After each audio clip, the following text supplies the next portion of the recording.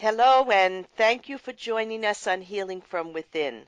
I am your host, Sheryl Glick, author of The Living Spirit, which shares stories of spiritual awakening, spiritual communication, healing energies, miracles, and ways to go within to know your intuitive self and interconnectedness to all living things.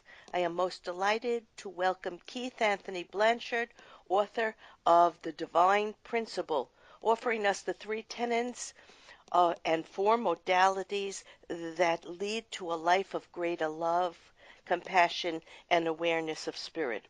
Hello, Keith, and thank you for joining us on Healing from Within. Well, hello, and thank you for having me. I'm excited. Always. Okay. Well, I think you are pretty much that way. That's your energy. It's great. Keith, as Yes. listeners of Healing from Within are so well aware, my guests and I share our intimate experiences and insights into how we can move past the damaging influences of societal training, political and economic problems to realign to our inner, innate awareness of universal energy, ultimately helping us encourage a merging of our divine and physical life potential to expand, explore, create, and manifest our best personal and collective lives. In today's episode of Healing from Within, Keith Blanchard will show us how to find our purpose, align to our purpose, and share four modalities that help create a way for ongoing peace, perhaps bliss, and a greater awareness of expansion. We might even discover more of who we really are. Keith, I always love to ask my guests to think back to their childhood and remember a person, place, an event, a goal, a value that they had in childhood. For I believe we are born with a plan and a destiny, and the answers for why we choose the path and experiences that present themselves as we grow into adulthood. So think back to a story, an experience. What comes to heart immediately is I was about 14 years old. I was in a seminary, or a soon to be one, or at least trying it out, so to speak. And I remember being in a chapel, and there was embedded in the wall these little cubby holes that contained a glass case that had a bone fragment of many of the saints that have ever walked this planet. And just being in there and the awe and the majesty I felt made me aware of my divine script. Because from there I wanted to become a Catholic priest. And I was serious about it. And then, of course, my dad gives me an electric guitar, and that all changed. So I became a professional musician while I left God in the closet for a while. And, of course, putting off the inevitable, reared its head and said, "Do you remember me?" by putting me on my knees and humbling me in such a way that I was destined to start beating my feet towards a high level of bliss and spiritual expansion. So that was what pretty much, no pun intended, was the nail in the coffin of the dead Keith. Well, I think, personally, I think perhaps music or art or writing touches our inner being, our soul, that part of God that's within us. You know, we're connected to God, and God is within us, and we are within the universe, all one. So whether you wanted to show the love of God through music or through the beauty of the people who understood these truths, it was within you already and part of your destiny, right? You had a dream. I know you have observed Jesus. So would you like to tell us about that dream? Well, sort of where I left off, coincidentally, being a musician. Like you said, it was already inside of me, but I thought the two were separate. No. I thought my rock music, see, this was my mindset back then, right? So I thought my music was this and God was that, and God went in the closet until it came out again. And after a relationship for many years that went bad, I find myself on a dark night of the soul, and I begin to say this prayer fervently out loud for about a month. And the prayer was, I need to hear your voice. I need to hear your voice. Now, even though it took a month for this to present itself, in hindsight, I know that it was in my first asking because I was so passionate and sincere. In my first asking was everything it took to open up the universal door to my creator, our creator. And so one night after playing music in a casino of all places, I was so tired I went to bed, and about 6 o'clock in the morning I was awakened out of my sleep by a voice that said, "Good morning, Keith, it's time for you to wake up." So I figured a friend of mine was in the house nudging me, because we made a deal to go run some errands, and I didn't hear him knock, and so he let himself in. And so there was no one in my house. So I lay down back in the bed with the intentions of going back to sleep. And the voice said, "Good morning, Keith. I asked you to wake up." And so I was thrown on the bed with my eyes closed, and I fell into an absolute experience. Now, in this experience was infinite presence. Everything it wanted from me was in one impression, and want is in quotes, as if it could want something. But when it began to speak, not only did I hear the voice audibly, I felt the voice, I smelled the voice, I tasted the voice, I could see the voice. It permeated everything in the room, and I was a part of that. And I knew the molecules in my shirt, in the wall. I knew where they were going next. And so, in short, the voice instructs me to sit on my sofa, go into light meditation, bring a tape recorder, and I did just that. And out came volumes of information that I have not known to that point in my life, which years later became my bestseller, The Divine Principle. Interesting.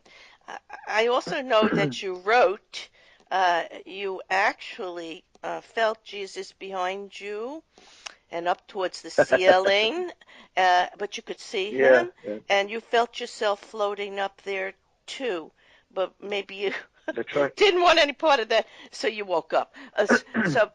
But when I read that, I remembered that over 20 years ago, when I had my second-degree Reiki attunement and process, I was deep in meditation, and I felt and saw and experienced myself being lifted up in Jesus's arms, and I just felt so safe and so free, and knew that the direction I was entering into and the work I was going to do was my destiny, so to put it. And it reminded me that sometimes we don't ask for these experiences, but when the time is right, we have them nonetheless. Now, I wasn't a religious person up until this time. I had many mystical experiences, and I had a sense of something greater since I've been a little girl. I've had that sense, but I couldn't put it together. So I studied philosophy, and I studied religion, and I became a teacher, but I couldn't put the pieces together. I just sensed something within me that was seeking truth and knowledge. And what I was really seeking was a remembrance of who we all are as spiritual beings having a physical life. So what you wrote brought back that memory to me also. So let's go on. How do we begin to find our purpose, or what makes our hearts sing? And what are the three tenets you use to stay aligned with purpose? How do we find our purpose? How do we align soul to flesh, in and out, bones to bones? Well, we need to begin to ask the question, if I'm an eternal child of infinity, what is it that makes me feel good? For me, it was music. For a person, it may be handling flowers.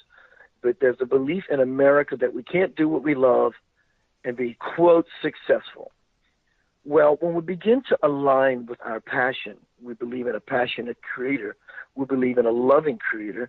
And if we want to not only believe it, we want to take it to the level of knowing it and amalgamate and marry with our divine parent, as we begin to take on the qualities of Divine Parent by doing only that which is love, that which we are passionate about, that which we are sincere about, then we naturally fall into alignment with purpose and destiny, because that is your God expression now and forever, at least a fragment of it that we are able to experience in this incarnation. So when we begin to do what we love, by natural law, abundance in all forms begins to present themselves. Now, the three tenets, the way you find out what your passion is you ask yourself, if I was not concerned about money, which money is a beautiful expression of freedom, but if I was not concerned about money, so we can get the money game out the way, or if I lived on a desert island and I didn't need money, what would I do every day just because I can, and it fills me with joy? Then you get closer to discovering the nugget, the spiritual morsel that has been awaiting us from our Divine Parent for a very long time, because we ask the question, what is it I'm here to do? Now, the three tenets are very, very powerful. Tenet number one is the truth does not need anyone's permission to exist. The purpose for this tenet is to help people, and all of us recognize that whether we believe something has an existence or not is irrelevant, because we can bet even in our level of intelligence as a species that we are pretty bright. We are pretty bright.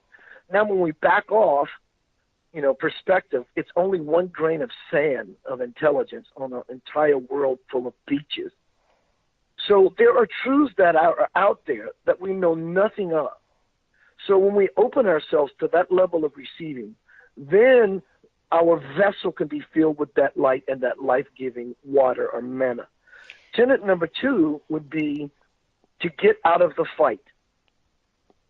And all those words are capitalized, underlined 3 times, bolded, exclamation point. Get out of the fight. Get out of the fight with the world. Get out of the fight with politics. Yeah, get out and of the fight find with racism. and to do that, you have to find love is your natural state. Turn from fear to Yes. love, and that goes with that powerful tenet, the all-powerful tenet. Yeah, very, very interesting. And in your first Yes, and they're tenet, all interconnected. yes, in your first tenet, you said peace is my natural state, and love in your second tenet is our natural state. So when you find Oh, I these, see. You're reading my other tenets. I have 2 sets of 3 tenets. well, right, but I love them. One, what you're saying is uh, the all-knowing. When you allow yourself to listen to yourself and to what's within you and align to God, you're not paying so much attention to the outside world, and you're not being judged Yes. by the outside world, and you're not living in fear of the outside world. And that is the way to begin.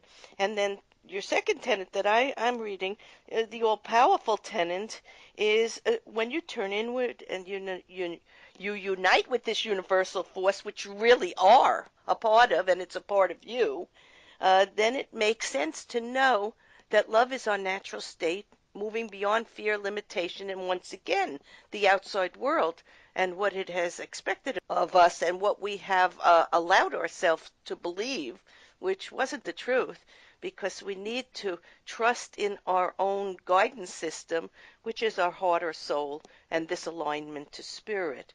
And then the third tenet that I have here, which is very important, is the all-pervading tenet. What Yes. happens when you can adhere to this and know this? Not only believe it, but live it. What happens? What do we discover is our natural state of being? Because we realize that there's nothing that is not us. And then we begin to treat ourselves with such amazing kid gloves and tenderness and delicateness. Because if God is all knowing, then it makes sense to me. The closer I get to God, the more I know. If God is all loving Yes. or all powerful, the closer I get to God, then obviously the more power I am granted. And if God is omnipresent, the closer I get to God, then the more I begin to understand, integrate, amalgamate, and apply in my life that there's nothing that I am not.